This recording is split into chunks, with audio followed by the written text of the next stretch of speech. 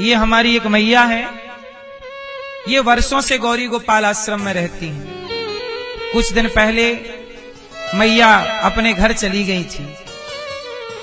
मैंने माँ से कहा, माँ घर जा रही हो?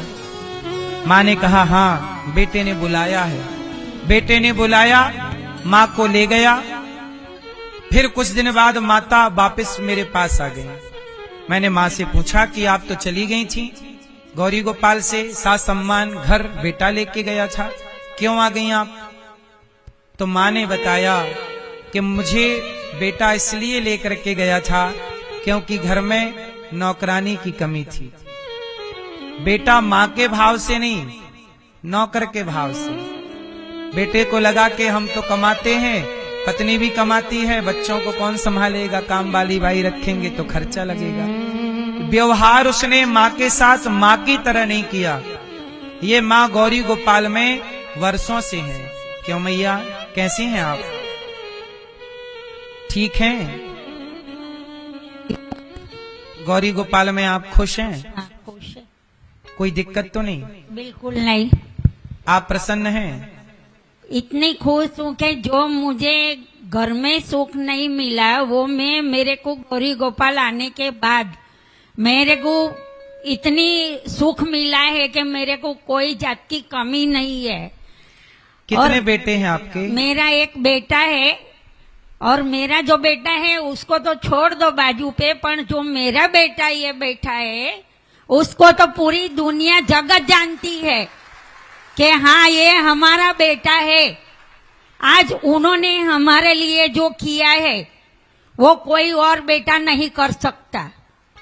खाना पीना टाइम से, दवा, कोई भी वस्तु की जरूरत हो तो गुरुजी तुरंत हमको पूछते हैं कि भाई मैया क्या है, कैसा है, क्या कुछ जरूरत, तो हमको कोई वस्तु की गौरी गोपाल में कम।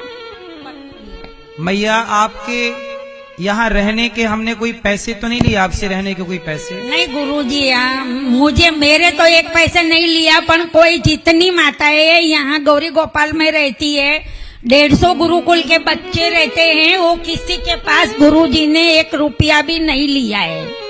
आपका बेटा आपको लेके गया था और फिर आपको फिर वापस आप आ गई, तो ये बात सही है ना?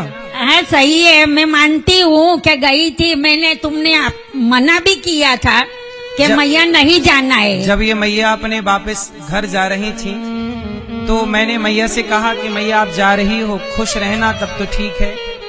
और मुझे लग ही रहा था कि मैया जाएंगी, पर पता नहीं, बेटा अच्छा है, सेवा करे तो अच्छी बात है, पर मैया को फिर वापस आना पड़ा। 15 दिन भी मैं नहीं रही थी।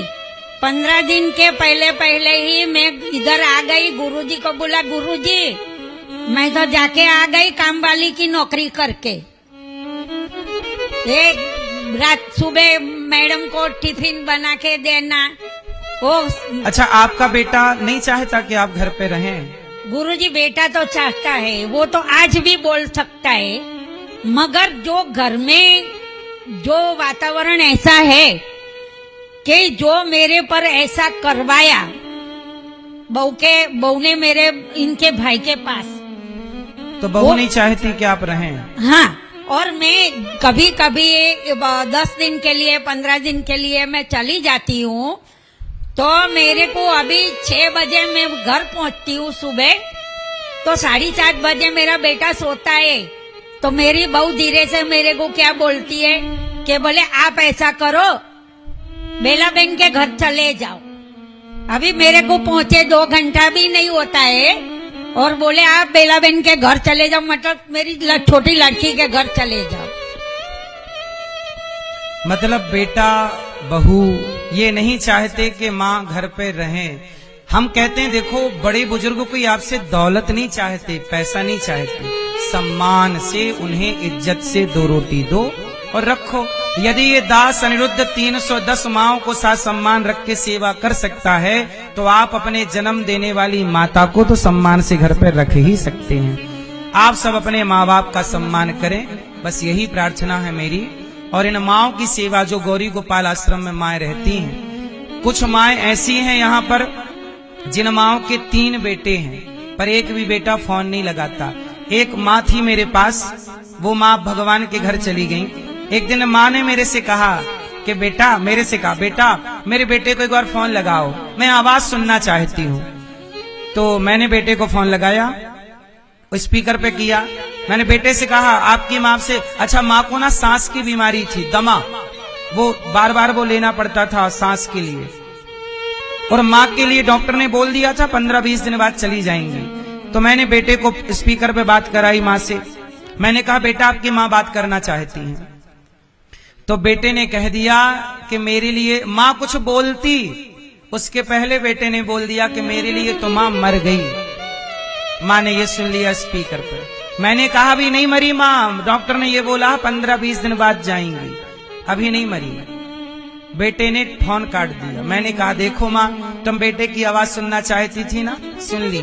मैंने कहा बेटे की आवाज नहीं, अब परमात्मा की पुकार सुनो और भगवान का आश्रय ग्रहण करो।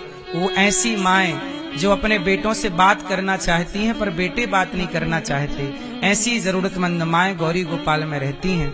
आपसे मेरी प्रार्थना है कि आप भी किसी एक माँ का सहारा बनना, किसी एक माँ को रोटी देना।